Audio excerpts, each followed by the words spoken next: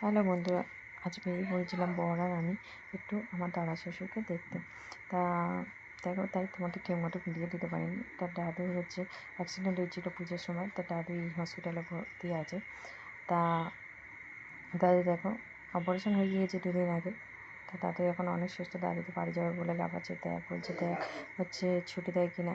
তাই এদিকে দিদা সকাল থেকে ছিল, কাকাও ছিল।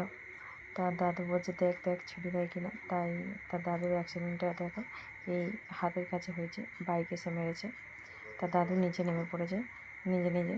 দেখ আমাকে ছুটি দিয়ে দেয়। তার বর বলছে, দাঁড়াও আমি কথা বলে আসছি। তার দাদু কারো কথা না শুনে জামা টামা পরে তাও রিসেপশনে গিয়ে কথা বলছে।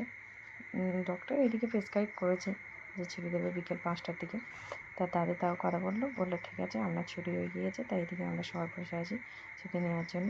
তাই এদিকে বর গিয়ে ডিসচার্জ করাচ্ছে রিসেপশনে গিয়ে। তারপর নিয়ে দাদুকে নিয়ে বাড়িতে চলে এলো। টাটা।